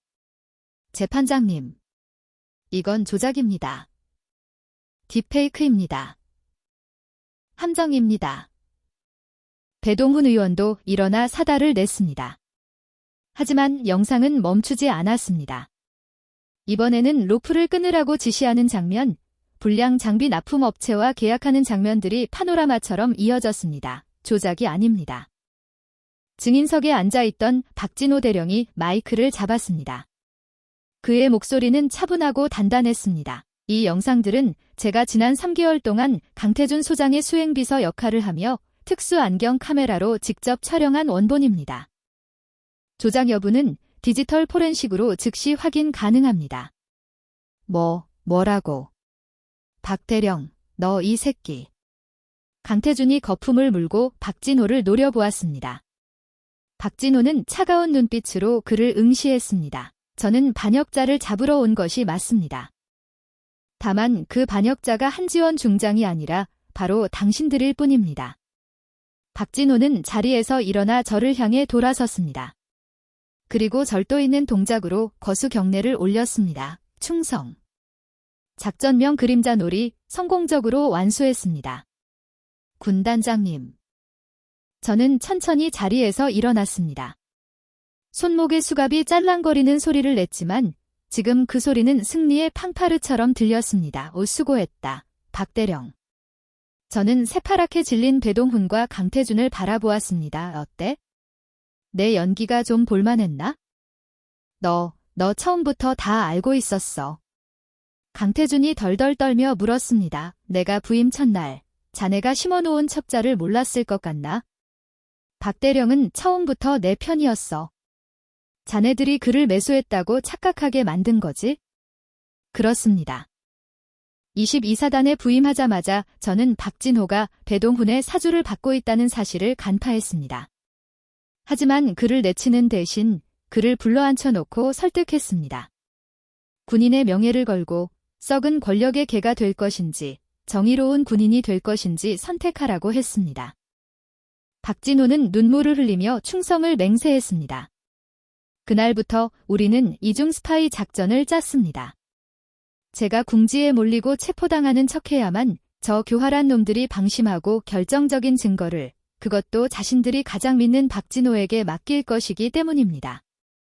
양양공항에서 박진호가 제게 총을 겨누었을 때 그가 받아간 하드디스크는 이미 바꿔치기 된 상태였습니다.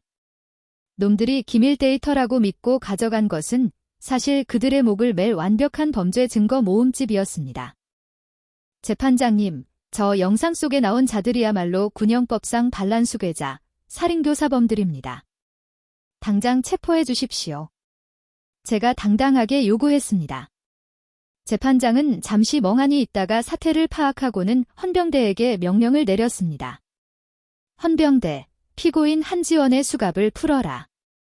그리고 강태준 소장과 배동훈 의원을 현행범으로 긴급 체포한다. 이게 무슨... 내가 누군지 알아? 나는 국회의원이야. 감히 누구에게 손을 대? 배동훈이 고래고래 소리를 질렀지만 헌병들은 가차없이 그의 팔을 꺾어 수갑을 채웠습니다. 강태준은 다리에 힘이 풀려 바닥에 주저앉은 채 질질 끌려나갔습니다. 한지원, 죽여버릴 거야. 가만 안 둬. 끌려가는 강태준의 저주는 공허한 메아리가 되어 사라졌습니다. 법정 안에는 우레와 같은 박수 소리가 터져나왔습니다.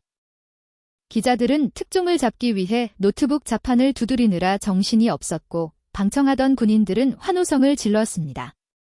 저는 멍든 손목을 문지르며 박진호에게 다가갔습니다. 고생 많았다. 내가 아니었으면 불가능했어. 아닙니다.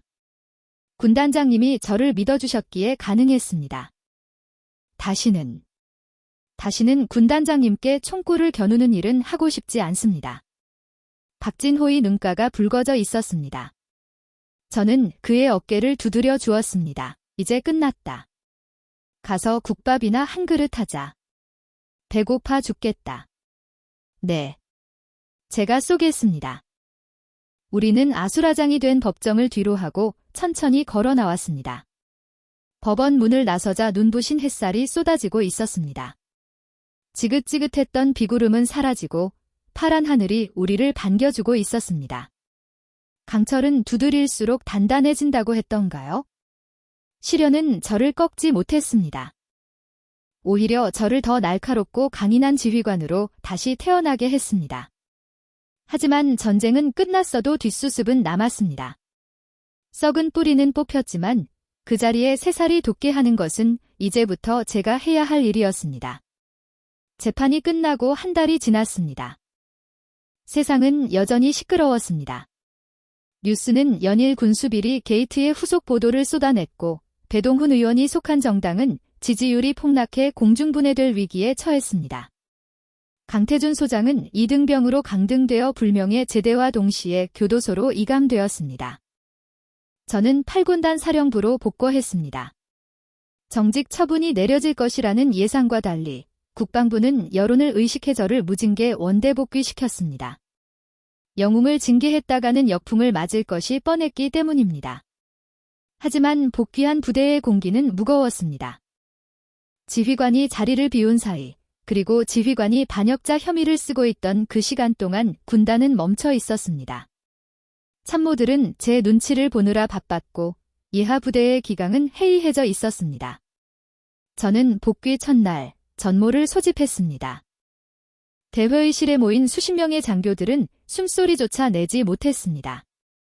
그들 중에는 강태준의 편에 서서 제 뒷담화를 하거나 눈치를 보던 자들도 섞여 있었습니다.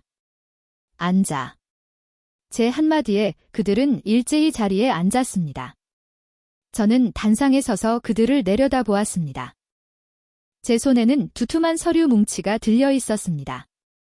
지난 한 달간 나는 지옥을 보고 왔다. 아군이라 믿었던 자들에게 등에 칼을 맞았고 내 명예는 시궁창에 처박혔다. 저는 서류 뭉치를 책상 위에 던졌습니다. 이게 뭔지 아나? 감찰부대와 헌병대가 조사한 부대 운영 실태 보고서다. 내가 없는 동안 훈련은 축소되었고 경계 근무는 엉망이었으며 보고 체계는 마비되었다. 너희는 내가 돌아오지 못할 거라고 생각했겠지? 그래서 줄을 바꿔 탈 준비를 하고 있었겠지? 참모들의 고개가 푹 숙여졌습니다. 강태준과 배동훈은 제거되었다. 하지만 그들이 심어놓은 독초는 아직 이 부대 곳곳에 뿌리내리고 있다. 오늘부로 대청소를 시작한다. 저는 펜을 들어 칠판에 적힌 조직도에서 몇몇 이름을 가차없이 지웠습니다. 인사참모, 군수참모, 정보참모. 짐 싸라. 자네들은 보직 해임이다. 징계위원회에 회부될 테니까 변명 준비해두고. 회의실이 술렁거렸습니다. 핵심 참모 3명을 동시에 날리는 것은 군단 운영의 차질을 빚을 수 있는 초강수였습니다. 군단장님, 지금 당장 참모들을 해임하면 업무 공백이 너무 큽니다. 부군단장이 조심스럽게 만류했습니다. 썩은 물이 고여 있는 것보다 물이 마르는 게 낫습니다.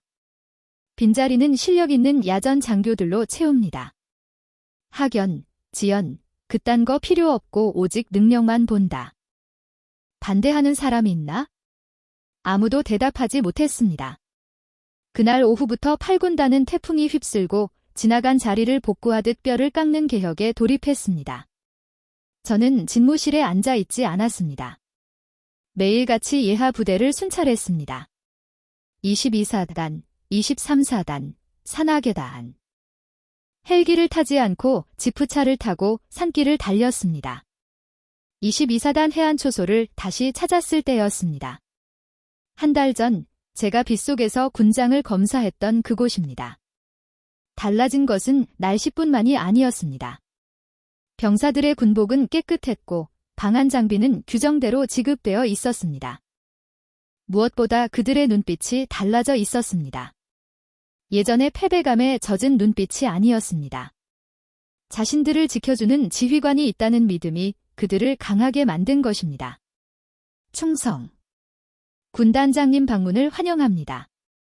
초소장이 우렁차게 격려했습니다. 저는 그의 어깨를 두드려 주었습니다. 고생이 많다. 밥은 잘 나오나? 예, 아주 잘 나옵니다. 부식비 횡령했던 놈들이 다 잡혀가서 고기 반찬이 끊이질 않습니다. 병사들이 와르르 웃었습니다. 저도 모르게 옅은 미소가 지어졌습니다. 이것이었습니다. 제가 목숨 걸고 싸운 이유는 거창한 정의가 아니라 고작 이 병사들의 식판에 따뜻한 고기 반찬 하나 더 올려주기 위함이었습니다. 식당 한 구석에서 밥을 먹던 한 병사가 주춤거리며 제게 다가왔습니다. 다리에 깁스를 하고 목발을 짚고 있었습니다. 지난번 절벽 훈련 때 로프가 끊어져 추락했던 김일병이었습니다. 김일병, 몸은 좀 어떤가? 군단장님 덕분에 많이 좋아졌습니다. 재활 치료받으면 다시 걸을 수 있다고 합니다. 김일병은 울먹이며 주머니에서 무언가를 꺼냈습니다. 꼬깃꼬깃해진 편지 한 통이었습니다. 저희 어머니가 꼭 전해드리라고 하셨습니다. 그때 병원에서 멱살 잡아서 죄송하다고, 생명의 은인인데 못 알아봐서 죽을 죄를 지었다고. 저는 편지를 받아들었습니다. 투박한 글씨체로 적힌 편지에는 진심 어린 사과와 감사의 말이 가득했습니다. 가슴 한구석이 묵직해졌습니다. 어머니께 전해드려 죄송할 것 없다고. 아들을 험한 곳에 보낸 내 죄가 더 크다고. 저는 김일병의 손을 꼭 잡아주었습니다. 거친 군인의 손과 어린 병사의 손이 맞닿았습니다. 그 온기가 제 안에 남아있던 배신과 음모로 얼룩진 상처들을 조금이나마 어루만져주는 듯 했습니다. 겨울이 깊어가고 있었습니다. 고성의 바다는 더욱 푸르고 차가워졌습니다. 군단은 안정을 되찾았습니다. 새로운 참모들이 부임했고 시스템은 정상적으로 돌아갔습니다. 강태준이 망가뜨려 놓은 경계 시스템도 최신 장비로 교체되어 빈틈없이 돌아가고 있었습니다. 모든 것이 제자리로 돌아왔지만 단 한 사람, 저만이 제자리를 찾지 못하고 있었습니다. 국방부 장관 호출을 받고 서울로 올라간 날이었습니다. 장관은 집무실에서 저를 반갑게 맞이했습니다. 한 중장, 어서 오게. 얼굴이 많이 상했구먼. 괜찮습니다.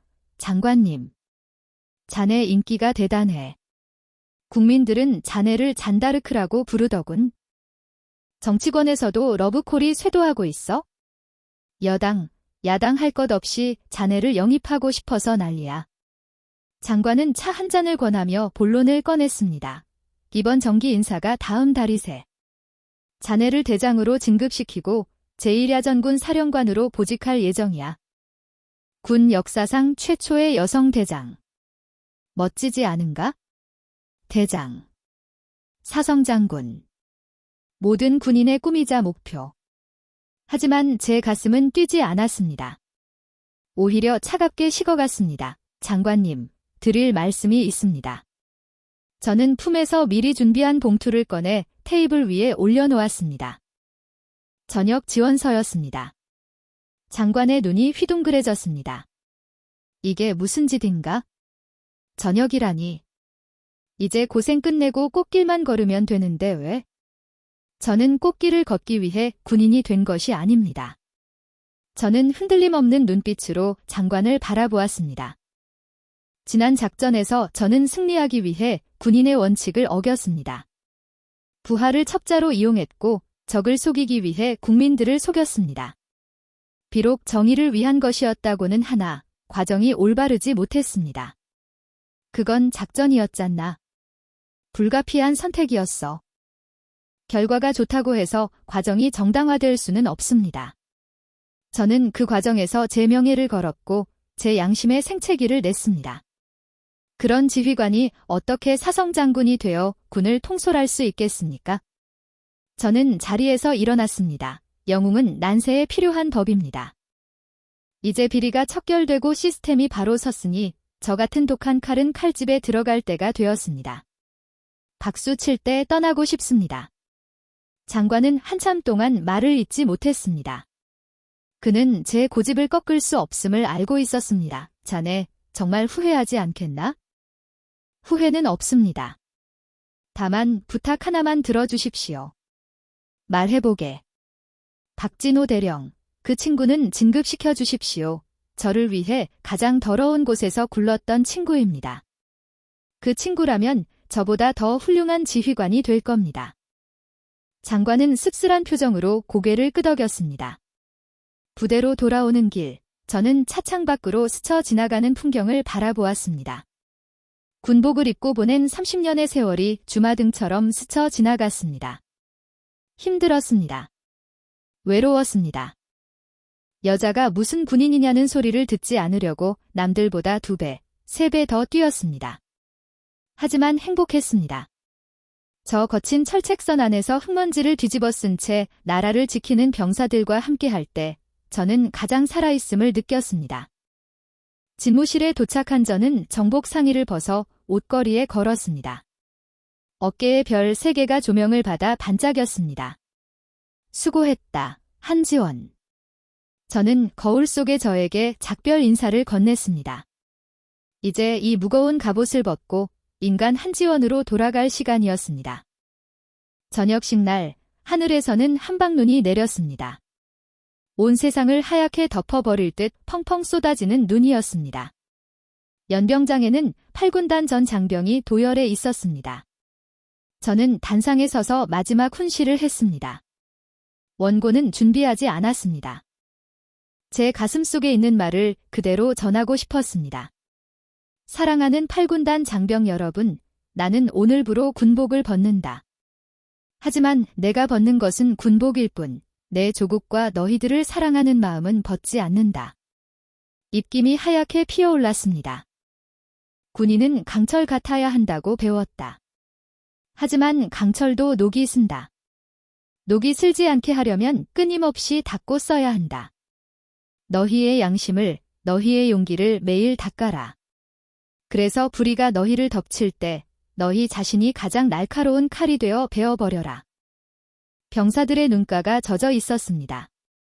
저도 목이 메어 잠시 말을 멈췄습니다. 나를 기억하지 마라. 다만 우리가 함께 지켰던 이 땅의 평화만을 기억해라. 대한민국. 충성. 군단 전체가 떠나갈 듯한 함성이 울려 퍼졌습니다. 그것은 제가 들은 소리 중 가장 아름다운 음악이었습니다. 이 임식을 마치고 위병소를 나서는 길, 양옆으로 병사들이 길게 늘어서 있었습니다. 시키지도 않았는데 자발적으로 나와 저를 배웅하는 것이었습니다. 그들은 박수를 치고 환호성을 질렀습니다. 군단장님, 감사합니다. 건강하십시오. 그들 사이로 박진호 준장이 걸어 나왔습니다. 그는 제게 마지막 경례를 올렸습니다. 충성. 한지원 장군님의 뒤를 이어 이 부대를 목숨 바쳐 사수하겠습니다. 그래. 자네라면 믿을 수 있어? 밥 잘 챙겨 먹이고 잘 지휘해. 저는 박진호의 어깨를 한번 꽉 쥐어주고 차에 올랐습니다. 차가 움직이자 뒷모습 속에서 부대의 모습이 점점 작아졌습니다. 차는 곧장 서울로 가지 않았습니다. 저는 운전대를 돌려 통일전망대로 향했습니다. 민간인이 갈 수 있는 가장 북쪽 끝 전망대에 도착해 차에서 내렸습니다.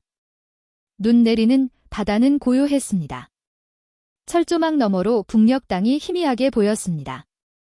저는 코트깃을 세우고 찬바람을 맞았습니다. 그때 누군가 제 옆에 다가와 섰습니다. 날씨가 춥습니다.